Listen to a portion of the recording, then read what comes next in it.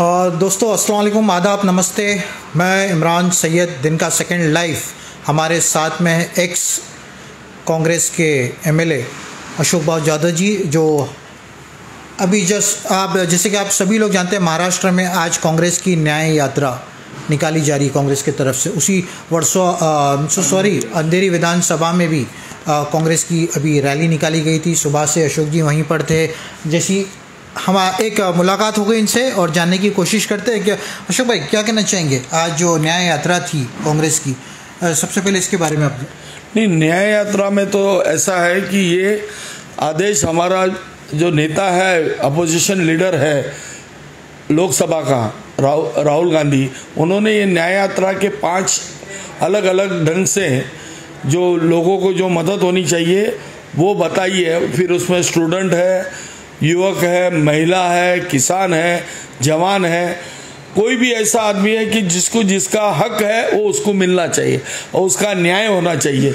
जैसे कि आज महिलाओं के ऊपर होता हुआ अत्याचार है, ये सब चीज़ को लेके उन्होंने ये न्याय यात्रा बनाई है और इसी न्याय यात्रा के माध्यम से पूरे हिंदुस्तान के अंदर एक अच्छी प्रगति हम करना चाहते हैं। 15 अगस्त के दिन भी एक यात्रा रखी गई है जहां पर बीजेपी का भी हर घर तिरंगा चल रहा है और कांग्रेस की भी दूसरी रैली जो 15 अगस्त हमारी 15 अगस्त की तिरंगा यात्रा है और उसके माध्यम से हम एक अच्छा मैसेज देना चाहते हैं लोगों को कि भाई देशभक्ति और देश के बारे में सोचना। क्योंकि हर आदमी अगर डिवाइड होने लगा, ये मेरी कास्ट है, ये मैं धर्म का हूँ, इस धर्म का हूँ, ये सब बाद में, पहले अपने देश को बचाओ तो आप बचोगे, आपका धर्म बचेगा।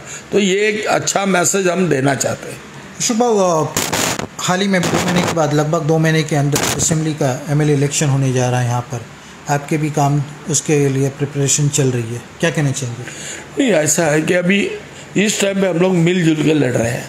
इसमें हर पार्टी हमारे साथ में है, शिवसेना हो, उद्धव ठाकरे गट है, शरद पवार गट का राष्ट्रवादी है, फिर आप वाले हैं, फिर लाल बावटा भी है, सपा है, ऐसे सभी मिलजुल के हम लोग चल रहे हैं।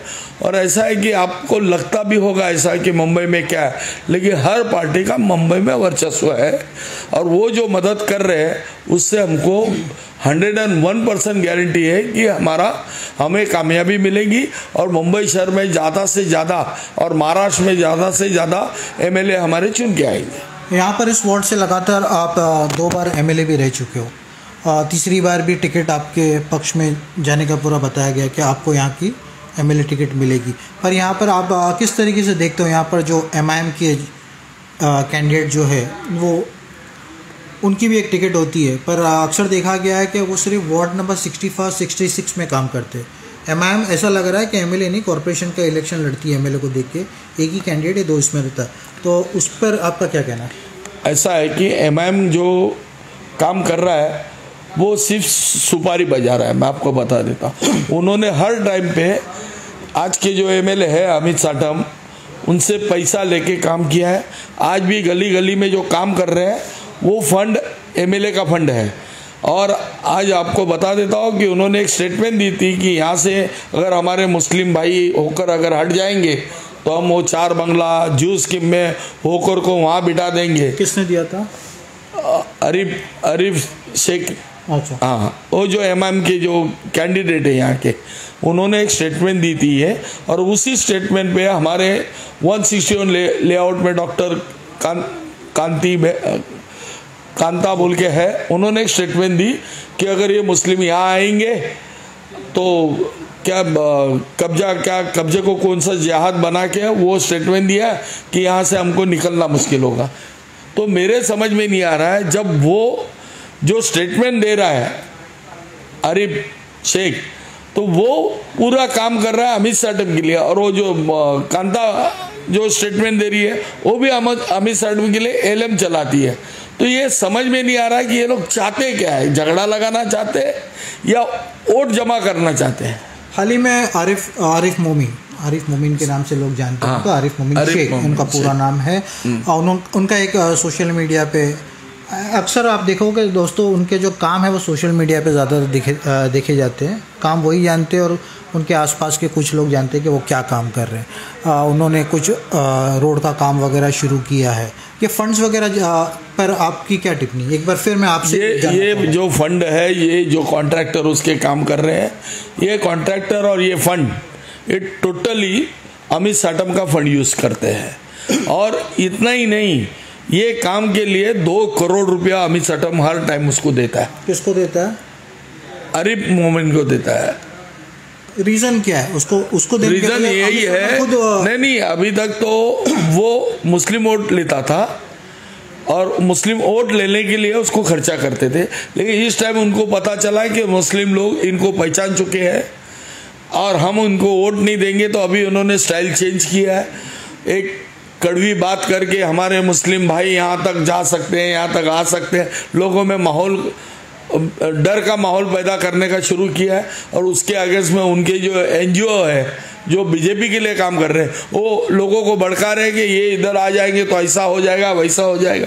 आज हिंदुस्तान आज़ाद होके 75 ईयर्स हुआ है, तो कोई मुस्लिम या कोई हिंदू एक दूसरे के लिए गलत कभी सोच भी नहीं रखते हैं, लेकिन इनको हिंदू मुस्लिम करके वोट लेना है।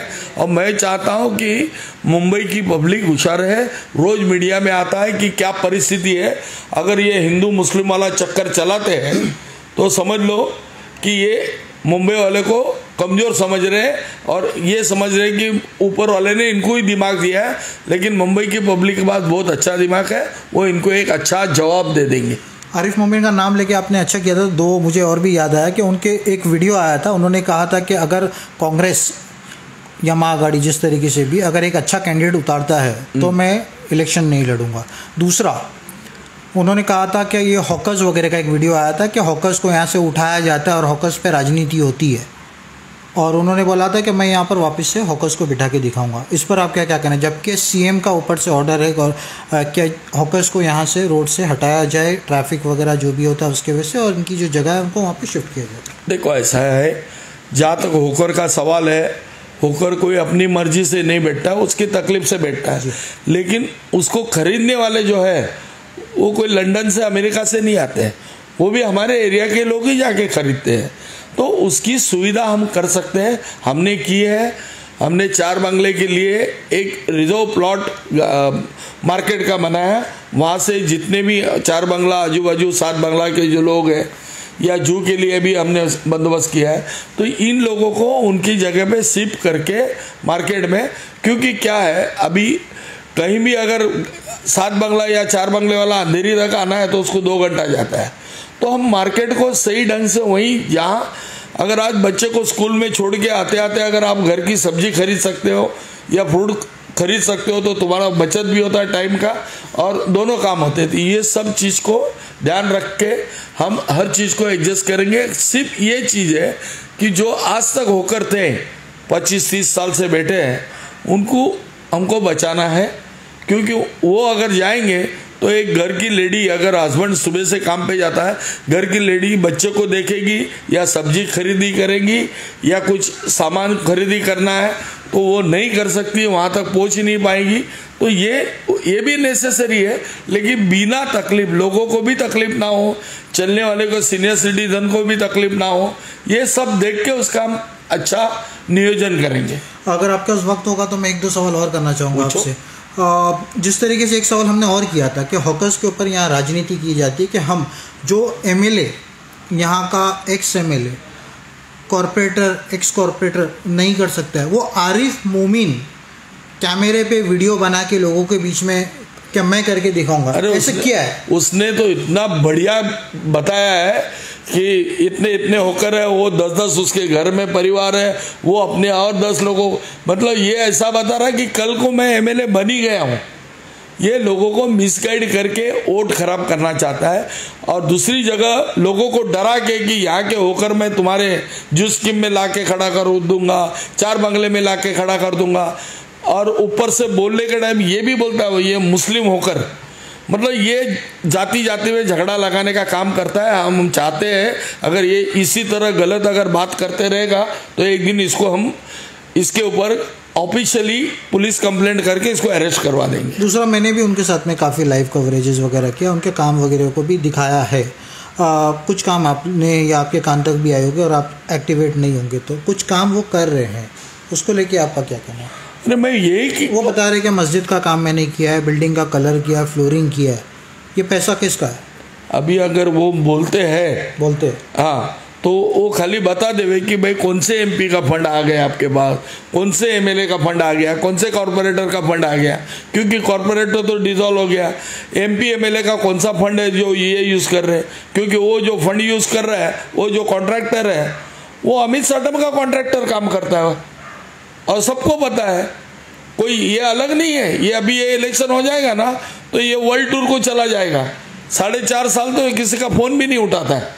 आज अगर कोई भी उसके बात में आना चाहता है तो वो पूछ ले ना कि 4.5 साल तुम कहाँ रहते हो। 4.5 साल जो गायब होता है, हाँ, 5 साल में और 6 महीने के लिए आता है, हाँ, उसको किस तरीके से आप डिस्क्राइब करके उसको क्या नाम दिया? मैं तो ये कहूँगा कि भाई ये सिर्फ खंडनी वाला हिसाब है। जैसे वो कंप्लेंटर कंप्लेंट करते और खंडनी वसूल करते हैं, तो ये राजनीति में भी खंडनी वाले पैदा हुए हैं। एमआईएम का नाम लेके धर्म के नाम के नीचे वोट मांगना है और कड़क लैंग्वेज में बात करके हिंदू धर्म के लोगों को भड़काना है, और ये सब काम कर रहा है। ये हम वेट कर रहे हैं, कहीं भी अगर हमको थोड़ा मिस्टेक अगर मिल गया तो हम उसके ऊपर एफआईआर लेने को लगाएंगे। आने वाले इलेक्शंस में आप भी देखे जाओगे, यहाँ पर क्या मैसेज देना चाहोगे? मैं आज देश की परिस्थिति देखते हुए आपको ये सोचना है कि 10 साल तक जहां मोदी पंत प्रधान बोल के रहे, अमित शाह होम मिनिस्टर बोल के रहे, 10 साल तक कोई भी अपोजिशन लीडर को खड़ा होने नहीं दिया है।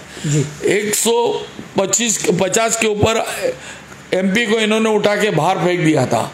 आज तक इतिहास में ये नहीं हुआ है। आज पहली बार विरोधी पक्ष नेता बोल के राहुल गांधी आए हैं, और आज लोगों को समझ में आ रहा है कि हाउस क्या होता है, हाउस के अंदर कैसे डिस्कस किया जाता है और कौन से पॉइंट पे विरोधी पक्ष नेता क्या बोलना चाहिए, ये लोगों तक अभी पहुंच रहा है। तो लोगों के माइंड में चेंज हुआ है कि भाई इन्होंने 10 साल किया क्या, सिर्फ हिंदू मुस्लिम मंदिर मस्जिद इसी में लोगों को गोल घुमा के रखा है।